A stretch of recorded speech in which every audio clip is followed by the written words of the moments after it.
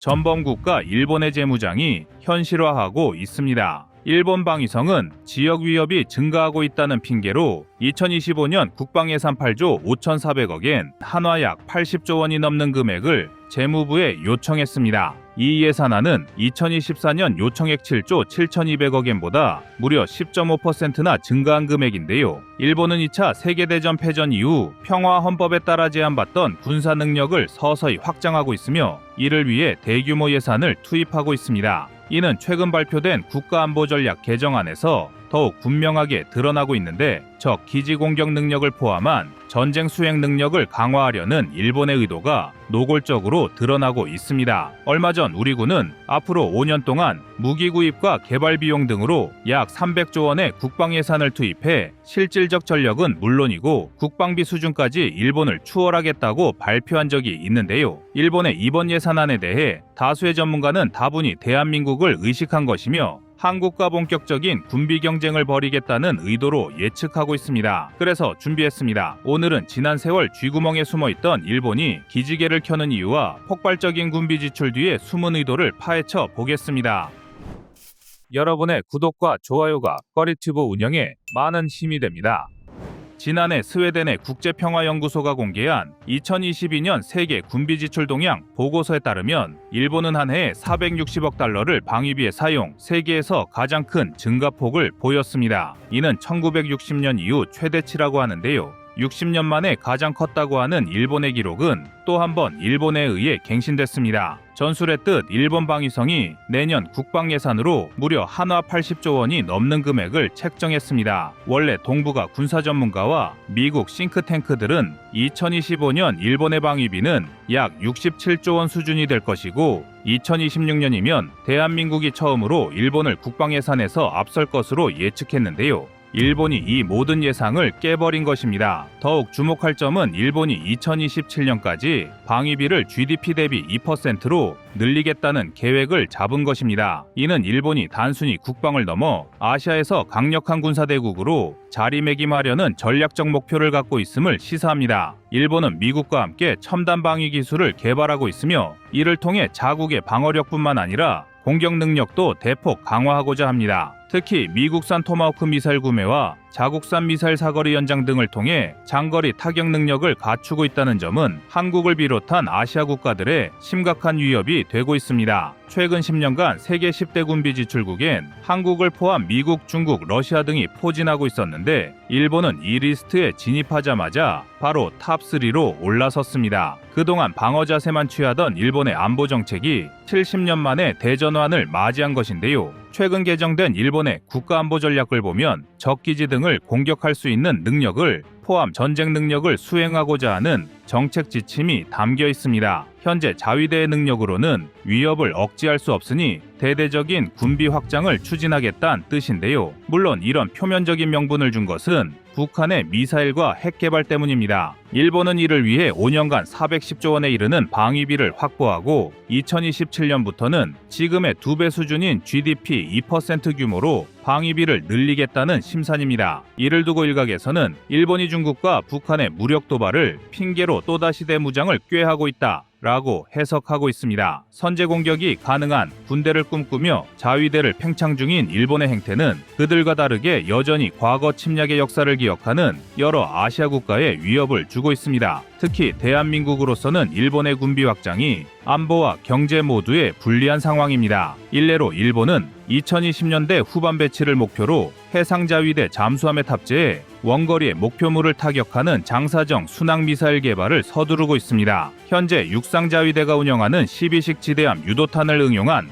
이 스탠드오프 미사일은 사거리만 약 1000km에 달해 한반도 전역을 위협하는 존재로 떠올랐습니다. 더구나 일본이 보유한 24척의 잠수함 중 무려 21척이 이 장사정 순항미사일을 운용할 수 있다는 걸 생각하면 사실상 대한민국을 포함한 아시아 전역이 일본의 타격 범위 안으로 들어가는 것이나 마찬가지입니다. 이는 얼마 전 암살로 제거된 아베의 일본 우경화 프로젝트가 여전히 진행되고 있다는 증거이며 후임 총리 기시다는 한술 더 떠 주변국의 눈치를 보지 않는 군사대국의 길로 들어서려 하고 있습니다. 이미 일본은 C2 수송기에서 발사하는 방식의 스탠드오프 미사일 개발에 돌입한 상황입니다. C2 수송기는 약 20톤의 화물을 싣고도 7,600km를 비행할 수 있는데 여기에 사거리 900km에 육박하는 재즘을 탑재한다면 수백 발의 스탠드오프 미사일을 단번에 출격으로 쏟아부을 수 있는 공격력이 확보되는 셈입니다. 채공 시간이 긴 수송기에 사거리가 긴 미사일을 장착하겠다는 일본의 의도는 너무나 뻔한데요. 제2차 세계대전 직후 헌법과 전수방위의 원칙, 그리고 공격용 무기 개발에 대한 국내외의 여론의 눈치만 보던 패전국이자 전범국 일본이 돌변한 원인은 무엇일까요? 사실 북한이 연일 미사일을 쏘아대고 오물풍선을 날리는 상황에서 일본이 북한의 기지 공격 능력을 확보하는 것은 어찌 보면 정당하다고 할 수 있습니다. 그런데 지금까지 보여준 일본의 행태는 선을 넘어도 한참 넘은 것인데요. 이 정도면 오히려 일본과 북한이 짜고 치는 것 아니냐는 의심까지 들 정도입니다. 더구나 일본이 미사일 개발에 쏟아붓는 예산을 보면 오히려 그동안 어떻게 침략 야욕과 폭력성을 참고 살았는지 안쓰러울 정도입니다. 실제로 일본은 극초음속 미사일과 장거리 12식 미사일 그리고 고속활공탄 등의 개발에만 무려 약 47조 6천억 원 규모의 예산을 책정했습니다. 여기에 미국의 합동장거리 공대지 순항미사일 재즈미알 도입까지 결정했는데요. 육상자위대가 운용하던 로켓이나 미사일 그리고 해상자위대의 구축함도 모자라 이제는 항공자위대까지 본격적인 원격 타격 능력을 보유하게 된 것입니다. 이제 일본은 그들에게 명분을 준 북한을 넘어 한국, 중국, 동남아까지 자신들의 작전 지역으로 넓히겠다는 야심찬 계획을 세우고 있습니다. 이쯤 되면 일본 자위대는 자위권이 아닌 침략을 목표로 설계된 군대라 할 수 있는데요. 여기서 우리를 더욱 안타깝게 만드는 것은 미국이 일본의 군사화에 동조하고 있다는 것입니다. 전 세계 군비의 39%를 사용하는 천조국 미국은 일본을 군비 확장 경쟁에 끌어들여 무기도 팔아먹고 개발비도 충당하고 있습니다. 일본을 잘 훈련된 경비견처럼 부리면서 일본 본토를 자국의 해외 기지로 사용하고 있는데요. 이런 결정이 당장이야 중국이라는 주적을 상대하는 데 도움이 될지는 몰라도 장기적으로는 자충수가 될 것이 뻔합니다. 일본은 과거 군국주의 망령에 사로잡혀 자국의 수많은 젊은이를 희생시키고 주변국에 씻을 수 없는 상처를 안긴 전범국가입니다. 한 번 주인을 문 애완견은 두 번, 세 번 같은 짓을 반복할 수밖에 없습니다. 일본은 세계전쟁 이후에도 경제력을 바탕으로 미국의 권좌에 도전한 적이 있습니다. 물론 먼지나게 두들겨 맞고 30년 망조의 길을 걷게 되었지만 언젠가 또 기회가 되면 주인의 팔을 물 습성을 가진 민족이란 사실을 개주인은 잊고 있는 것입니다. 현재 일본은 자국의 최남단 섬에 미사일 기지를 건설하고 있는데요. 미사일 부대의 창설로 주변국들뿐만 아니라 지역 주민들까지 불안에 떨고 있지만 일본 정부는 오히려 대만과 가까운 자국 최서단 지역에 전자전 부대까지 파견할 계획을 세우고 있습니다. 말로는 중국 방어용이라고 하지만 사실은 중국에게 배운 짓을 그대로 써먹고 있습니다. 즉, 해군의 작전 반경을 넓혀 제해권을 장악하려는 속셈인데요. 여기서 일본은 한 발 더 나아가 과거에 누렸던 세계 1위 제조국의 영광을 방산 분야에서 찾으려 하고 있습니다. 아시아의 방산 생산 기지를 꿈꾸는 일본은 세계 최대의 방산업체 로키드 마틴과 BAE와의 제휴를 통해 자국을 미국 방산의 거점 기지로 삼을 계획입니다. 이를 위해 로키드 마틴은 싱가포르에 있던 아시아 총괄 거점을 일본으로 옮겼으며 미국의 방산 기술 기업인 L3 해리스 테크놀로지 역시 지난 2022년 일본 현지에 법인을 설립했습니다. 더구나 BAE 시스템은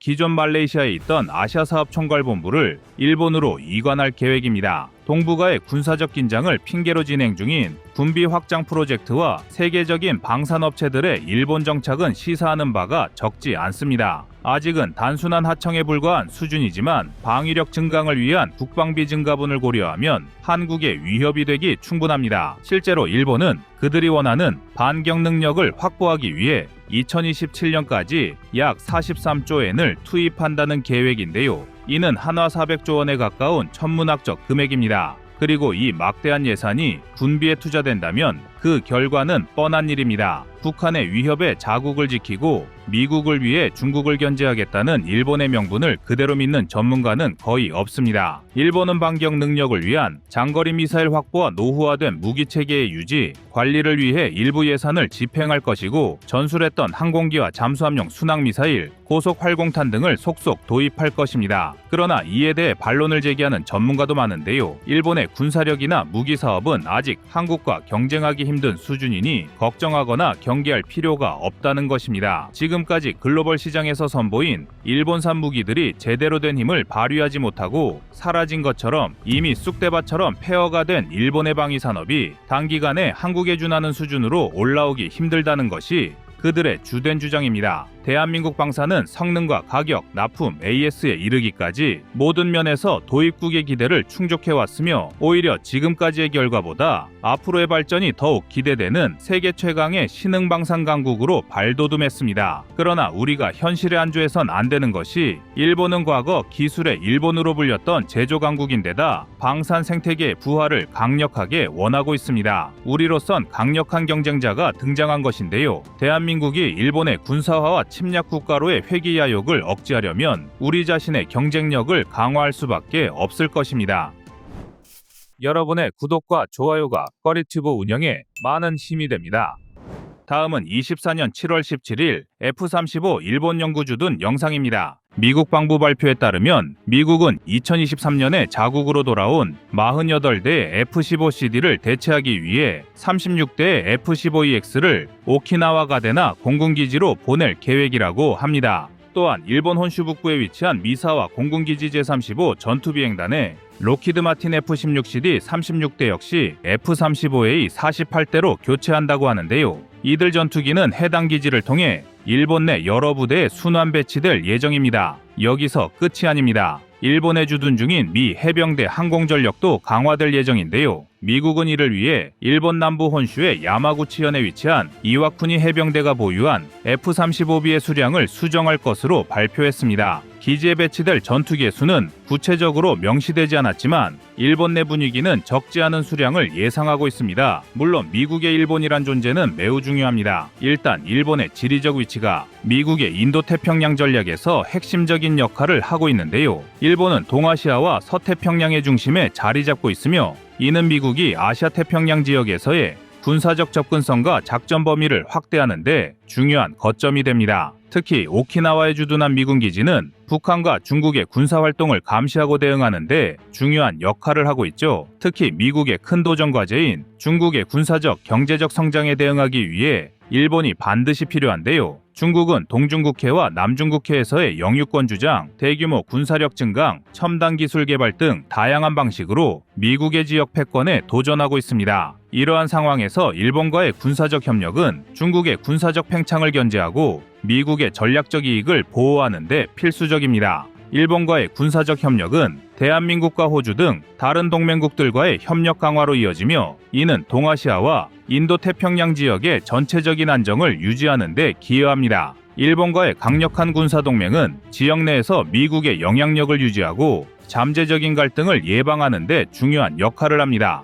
한때 세계 2위의 수출 대국이었던 일본의 과학기술도 여전히 미국에게 요긴합니다. 미국의 보수 성향 싱크탱크인 아틀랜틱 연구소는 새로운 기술과 미일 방산협력이라는 연구보고서를 통해 미국이 중국과의 미래전에서 승리하기 위해 일본과 차세대 군사과학기술 분야에서 협력해야 한다는 필요성을 강조하고 있습니다. 일본 방위성 산하 군수개발청은 사이버, 수중감시, 전자기 스펙트럼, 초음속 미사일, 지역 ISR, 네트워킹 작전, 공중과 해상 그리고 수중 무인체계 등의 분야에서 집중적인 연구를 하고 있는데요. 비록 일본은 4차 산업기술 분야에선 조금 뒤처진 수준의 기술을 보유하고 있지만 여전히 해상전력과 무인체계 요격 등의 분야에서 미국에 도움이 되리라는 것이 보고서의 주된 내용입니다. 미일 간의 기술 협력은 중국의 부상에 대응하고 미래전을 준비하는 데 필수적입니다. 이미 미국은 일본에 오래전부터 안보동맹을 약속했고 이를 유지해왔는데요. 1951년에 체결된 미일 안전보장조약은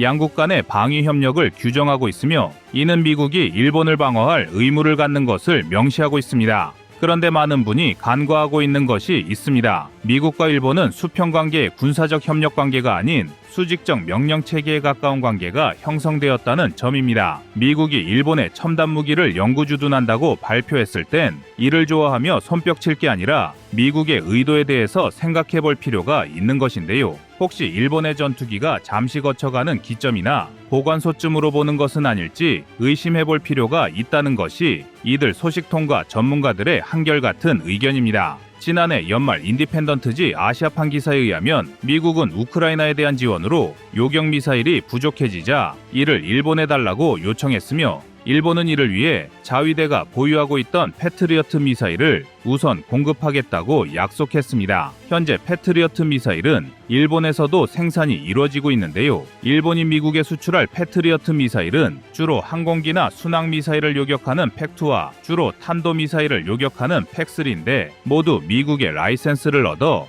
일본에서 생산한 것들입니다. 그런데 미국이 필요한 수량을 모두 맞추려면 수년 이상의 시간이 필요하므로 팩2를 중심으로 자위대가 보유하고 있던 물량은 우선 미국으로 보낸다는 것입니다. 사토 다케스구 아사히 신문 편집위원은 이번 조치로 미군의 무기, 탄약 재고 부족분을 일본이 보전하는 하청 역할을 맡게 되는 것이라며 자신들의 처지를 한탄하기도 했는데요. 이런 구조 때문에 일본이 국제 분쟁에 휘말릴 위험성도 갖고 있다며 경고했습니다. 만약 일본에서 라이센스 생산된 무기가 미국의 요청으로 미국을 경유하지 않고 분쟁국으로 직접 수출된다면 일본이 살상 무기를 직접 제공하는 것이나 마찬가지이기 때문에 일본이 국제 분쟁의 중심으로 뛰어드는 것과 같다고 할 수 있습니다. 미국은 일본의 협조에 언제나 감사하고 일본 정부의 결정을 지지한다는 립서비스를 제공하고 있지만 영국이나 호주 등 군사적으로 친밀한 동맹국에 이런 결례에 가까운 요구를 한 적은 없습니다. 일본이 미국에 패트리어트를 제공하는 것을 발표한 날 제이크 설리번 미국 국가안보 담당 보좌관은 일본 정부가 방위장비 이전 3원칙과 운용 지침을 개정해 미국의 지대공 요격 미사일 패트리어트를 수출하기로 결정한 것을 두고 일본의 지도적 역할에 매우 감사한다면서도 이번 일본의 패트리어트 대미 수출은 미국의 재고를 보충하기 위한 것이라는 말도 했습니다. 이건 말 잘 듣는 애완견에 대한 칭찬인지 조롱인지 해석이 모호할 정도인데요. 그러나 일각에서는 이런 상황을 두고 일본이 미국을 이용해 한국을 견제하려 한다는 의견도 제기되고 있습니다. 일본의 2023년 국방 예산은 2022년보다 26.3% 증가한 61조 1156억 원, 안보 위협에 대응한다는 명목 아래 2023년부터 2027년까지의 방위비 총액을 43조 한화 489조 원 수준으로 1.5배 증액할 계획인데요. 일본 정부는 방위 산업을 국가 성장 전략의 한 축으로 삼을 계획을 가지고 있습니다. 아시아 태평양 지역의 안보 불안을 기회로 보고 자신들의 군사력을 확대하려는 계획인 것입니다. 이런 기조의 일환으로 기시다 후미오 내각은 군사력 대폭 강화를 천명하고 자국 방위 산업 활성화를 위한 정책을 마련하고 있습니다. 그동안 일본은 무기 수출 3원칙으로 인해 수출에 상당한 제약이 있었습니다. 공산권 국가나 유엔 제재 대상국에 무기를 판매하지 않으며 국제 분쟁에 직접 관여하고 있는 국가들에게 무기와 무기 관련 기술의 수출을 금지한다는 등의 원칙은 전범 국가라는 일본의 과오로 인해 만들어진 무기 관련 제한 조치였습니다. 그러나 최근 일본은 이 원칙을 재검토하고 수정하면서 무기 수출 정책에 있어서 보다 공세적인 접근을 모색하고 있습니다. 현재 세계 무기 시장에서 가장 많이 무기를 수입하는 국가 10개국 가운데 아시아 국가는 6개국이나 포함되어 있지만 10대 무기 수출국 중 아시아 국가는 한국과 중국 단 2곳뿐입니다. 미국은 대한민국이 가진 군사력과 생산 능력을 인정했으며 국제사회의 균형 유지와 태평양 수호를 위해 한국의 도움을 받아야 한다고 언급하고 있는데요. 이러한 국제사회에서의 입지와 발언권을 시샘하는 것인지 자신들이 한국을 밀어내고 태평양의 핵심이 되고 싶어하는 모습을 노골적으로 드러내고 있습니다. 대표적인 사례가 오커스 동맹의 필러2 참여입니다. 오커스 동맹은 미국, 영국, 호주가 인도태평양 지역에서의 외교, 안보, 국방협력 심화를 목적으로 발족한 군사동맹입니다. 오커스는 호주에 원자력 잠수함을 제공하는 필러1과 첨단 군사과학 기술의 협력을 추구하는 필러2로 나눌 수 있는데 현재 한국과 일본은 필러2의 협력국 확대에 가장 강력한 파트너로 거론되는 나라입니다. 오커스에 포함된다는 것은 그만큼 미국의 태평양 전략의 핵심적인 국가로 자리매김한다는 것을 의미합니다. 그런데 일본이 여기에 한국을 배제하려고 하는 것이 문제입니다. 일본은 오커스에 단독으로 참여하는 것을 노리고 있는데요. 이른바 조커스로 불리도록 만들겠다는 의도입니다. 태평양의 안보 수호를 위한다면서 정작 아시아 국가 중에서 가장 뛰어난 전력을 구축하고 있는 대한민국을 배제하려 하는 어처구니 없는 행동을 취하고 있는 것입니다. 이에 대한민국도 적극적으로 다국적 동맹과 파트너십 강화에 나서야 한다는 전문가들의 목소리가 높아지고 있습니다. 우리의 동맹인 미국 이외에도 EU, 아세안 등 여러 국가 연합 기관과 더욱 긴밀한 협조와 파트너십을 강화하며 지역 안보에 대한 영향력을 확대해야 한다는 것이죠. 다시 한번 자신들이 아시아의 안보와 경제 중심이 되고 싶은 전범국 일본의 욕망을 잠재우기 위해서라도 우리는 지속적인 국방력 강화와 함께 현명한 외교 대응 전략이 필요할 것입니다. 여러분의 구독과 좋아요가 꺼리튜브 운영에 많은 힘이 됩니다. 다음은 24년 6월 24일 한국 잠수함 북미 진출 영상입니다. 얼마 전 하나오션은 캐나다 최대 방산 전시회인 CANSC에 한국 기업으로는 유일하게 참가하였습니다. 캐나다는 노후화된 기존의 잠수함들을 대체할 목적으로 12척의 신형 잠수함 도입을 진행하고 있는데요. 해외 전문지 네이버뉴스는 한국의 잠수함 기술력에 대해 세계에서 5번째로 잠수함을 수출하였고 8번째로 3,000톤급 잠수함을 독자 개발한 나라로 소개하고 있습니다. 특히 한국의 잠수함에 대해 매체는 기존 디젤 잠수함 중 가장 강력한 무장과 가장 긴 자망 시간을 자랑한다며 캐나다의 차기 잠수함 사업의 가능성이 높다고 평가를 했습니다. 해군에 대한 전문적인 소식을 다루는 네이버 뉴스에서 한국의 잠수함 기술에 대해 매우 긍정적인 평가와 전망을 내놓은 것인데요. 사실 지금까지 대한민국이 북미 시장에 진출하지 못한 이유는 캐나다가 새로운 무기 체계를 도입할 필요성을 크게 느끼고 있지 못했기 때문입니다. 한국산 무기가 아무리 좋은 성능을 가지고 있어도 캐나다의 무기 수요가 크지 않아 대규모 방산 수출을 시도하기 어려웠던 것인데요. 그러나 이번만큼은 다릅니다. 캐나다의 적성국들이 해군력의 몸집을 키우기 시작한 것입니다. 러시아는 올해 2월에 크냐즈 포자르스키 잠수함의 시운전을 완료했다고 밝혔으며 여기에 더해 러시아의 신형 잠수함에는 불라바 대륙간 탄도미사일 16발을 장착하고 스텔스 기능을 강화한 상태라는 분석이 나오고 있습니다. 또한 중국이 3번째 항공모함인 푸제남에 이어 4~5번째 항공모함 개발에 박차를 가하며 태평양의 안보와 평화를 위협하고 있는데요. 이러한 상황에서 태평양 방어가 중요한 캐나다도 상황이 다급해졌습니다. 캐나다는 현재 노후화된 빅토리아급 잠수함을 운용하고 있는데요. 빅토리아급 잠수함은 1980년대 영국 해군의 핵잠수함 전력 보완 목적으로 건조된 어폴더급 디젤 잠수함을 1990년대 말에 이르러서야 캐나다가 중고로 도입한 잠수함입니다. 잠수함의 크기, 속도, 자망시간 등의 스펙은 작전을 수행하는데 큰 문제가 없었으나 역시 중고품의 한계는 뚜렷했습니다. 빅토리아급 잠수함은 도입 당시부터 캐나다에게는 골칫덩어리로 전락했는데요. 인수 직후부터 기계 고장과 선체 용접 문제 등이 지속되면서 제대로 된 운용이 불가했습니다. 또한 현대전에 필수적인 공기분류 추진 시스템도 없다 보니 신형 잠수함들과 비교해서 수중작전 능력에 제한점이 존재했습니다. 이렇듯 노후화된 무기체계가 늘 그렇듯이 유지보수의 문제점이 속출하다 보니 캐나다는 신형 잠수함 12척을 도입하는 캐나다 순찰 잠수함 프로젝트를 추진했습니다. 특히 러시아 함대의 성장과 캐나다의 북극 영토 방어를 목적으로 캐나다의 동서해안에 각 6척씩 총 12척을 운용할 계획인데요. 캐나다는 세계에서 가장 긴 해안선을 가진 나라입니다. 대서양과 태평양, 북극해를 접하고 있어 주요 해안선의 길이만 합쳐도 20만 2천 킬로미터에 달합니다. 이러한 긴 해안선과 북극해의 열악한 작전 환경을 감안할 때 캐나다는 대형 잠수함을 선호할 수밖에 없는 환경을 갖추고 있습니다. 그리고 이러한 캐나다의 작전 환경에 적합한 잠수함이 대한민국의 장보고3 배치2 잠수함인 것입니다. 이번 캐나다 잠수함 도입 사업은 적게는 60조 원에서 최대 80조 원 규모로 추산됩니다. 한 척당 구입 비용 자체는 2조에서 3조 원 정도가 될 전망이지만 운영 과정에서 들어가는 유지 비용과 총 수명 주기 비용을 모두 포함하면 최대 80조 원으로 추산된다는 분석이 나오고 있는데요.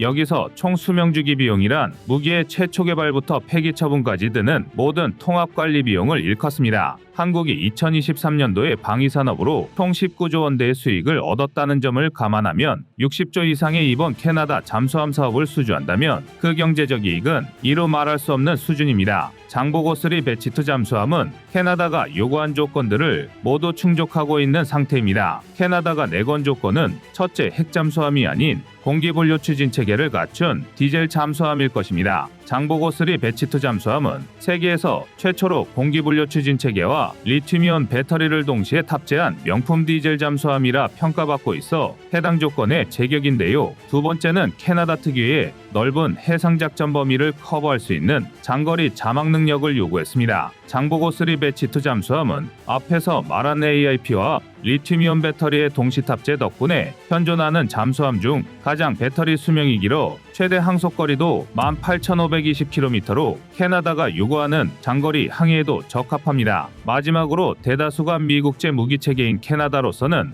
수입하는 잠수함과 미국 장비들과의 호환과 체계 통합이 중요한데요. 그러다 보니 미군 장비와의 호환성 및 후속 군수 지원 능력을 요청했습니다. 장보고3 배치2 잠수함은 미국제 통신 장비를 통합할 수 있도록 설계되어 있어 캐나다 해군의 기존 통신망과 원활하게 연결이 가능합니다. 또한 미국의 토마호크 순항미사일과 호환이 가능하며 이는 캐나다가 요구하는 장거리 타격 능력을 제공해줍니다. 모듈식 설계로 최신 기술들과 손쉽게 통합이 가능하다는 장점을 갖추고 있는 만큼 우리 대한민국의 장보고3 배치2 잠수함은 캐나다의 작전 성능 요구를 모두 맞춰줄 수 있습니다. 반면 경쟁자로 참가하는 국가들의 잠수함은 캐나다의 조건에 완벽하게 부합하지 못하는 항목들이 많습니다. 이번 캐나다의 잠수함 사업에는 한국을 제외하고 디젤 잠수함의 명가라고 불리는 독일을 비롯해 프랑스, 스웨덴, 스페인, 일본 등이 참가하고 있습니다. 각국의 면면만 살펴봐도 모두 국제사회에서 잠수함 기술이 뛰어나다고 평가받는 국가들입니다. 그 중에서 독일은 타입 21CD를 후보로 내세울 것으로 예측됩니다. 해당 모델은 폴란드 수주전에도 내세운 동일 기종의 잠수함이라 한국의 장보고3 배치2 잠수함과도 연달아 경쟁하게 되었는데요. 다만 아직 제대로 건조 작업도 되지 않은 잠수함으로 2023년이 되어서야 건조 작업이 시작되는 등 건조 속도가 늦다 보니 2029년은 되어야 취역이 이뤄질 것이라는 전문가들의 분석이 나오고 있습니다. 2026년에 선도함의 해군 인도가 예정된 장보고3 배치2 잠수함보다 3년이나 늦어지는 일정인데요. 당장 러시아와 중국 등 적성국의 위협이 증가하는 마당에 지금으로부터 최소 5년 이상의 시간을 더 기다려야 하는 건 캐나다에게 있어 매력적이지 못한 선택지입니다. 다음으로 프랑스의 경우에는 기존보다 작은 3,000톤급 규모의 바라쿠다급을 제시했는데요. 바라쿠다급은 디젤 잠수함을 원하는 캐나다의 요구사항과 맞지 않는 핵잠수함입니다. 따라서 바라쿠다급 잠수함은 디젤 잠수함이 아니기 때문에 후보에서 탈락할 것은 자명한 상황입니다. 이외에도 스웨덴은 3,000톤급 A26형 잠수함을 제시했지만 역시 내부적인 문제로 인해 스웨덴 군 당국이 요청한 두 척도 2027년이나 2028년은 되어야 인도될 예정으로 한시가 급한 캐나다의 입장에서는 좋은 선택지로 보기 어렵습니다. 또한 스페인의 S80급 잠수함은 네덜란드, 인도, 필리핀의 차기 잠수함 사업에 계속 지원하고 있지만 별다른 성과를 얻지는 못하고 있는데요. 결론적으로 유럽 국가 중 캐나다의 요구 조건을 정확하게 반영한 잠수함은 없기 때문에 한국의 수주 가능성이 계속해서 올라가고 있는 상황입니다. 그리고 이러한 상황에서 한국의 발목을 잡으려는 것이 바로 일본인데요. 일본은 타이게이급 잠수함을 후보로 내세우고 있습니다. 지난 2020년 일본함이 취역하고 이어 이번함을 진수한 타이게이급은 리튬이온 배터리를 동력원으로 하고 있습니다. 길이는 84.5m 혹은 9.1m로 대한민국의 장보고3 배치2 잠수함과 비슷한 규모이며 배수량은 약 3,000톤급으로 독일의 타입 21CD와 유사하게 533mm 어뢰 발사관 6기를 갖추고 있습니다. 그러다 보니 일본의 타이게이급 잠수함 역시 캐나다의 요구 조건에 상당 부분 부합하고 있는 것도 사실인데요. 타이게이급 잠수함이 현존하는 재래식 잠수함 가운데서 손에 꼽힐 정도의 완성도를 갖추고 있어 쉬운 상대는 아니지만 한국 잠수함과 비교해서 공기분류 추진 체계가 탑재되지 않아 자망시간 측면에서 있어 불리한 단점을 가지고 있습니다. 여기에 한국은 인도네시아 등의 잠수함 수출을 진행해본 경험을 가지고 있지만 일본의 컨소시엄 업체인 미쓰비시 중공업과 가와사키 중공업 모두 해외 잠수함을 수출한 경험이 없다는 것도 한국이 노려볼 수 있는 단점입니다. 우리 대한민국은 이미 캐나다 방산업체인 바브콕과 협력해 캐나다 해군의 빅토리아급 잠수함 유지보수 지원을 수행하고 있으며 이를 통해 축적된 노하우를 바탕으로 신형 잠수함에도 적용할 계획을 가지고 있습니다. 또한 잠수함 건조 기술 및 정비 기술을 캐나다에 이전하여 캐나다가 도입한 잠수함들을 자체적으로 운영하고 유지토록 지원할 전망입니다. 결론적으로 캐나다 해군은 대한민국과의 수출 계약을 체결하게 되면 대한민국 장보고3 배치2 잠수함을 통해 신뢰성 있는 군수 지원과 훈련을 제공받는 이점을 얻을 수 있습니다. 대한민국의 잠수함은 이제 북미까지 진출할 기회를 잡았습니다. 그동안 미국산 무기들을 중심으로 군을 구축해온 캐나다 시장에 한국산 무기가 수출된다는 것은 단순히 경제적 이익만 얻는 것이 아닙니다. 전 세계 국가들을 상대로 한국산 무기의 성능이 우수하다는 것을 증명할 수 있는 중요한 기회가 될 것인데요. 7년 전 첫 잠수함 수출에 성공했던 대한민국이 단기간에 잠수함 성능을 인정받고 있는 만큼 앞으로 한국 방위 산업의 흐름에도 긍정적인 영향을 미칠 것입니다. 이번 캐나다 잠수함 사업을 통해 한국이 북미 시장에 진출함과 동시에 지속적인 지원과 개발로 대한민국의 위상을 드높이게 되기를 기대합니다. 이상 꺼리튜브였습니다.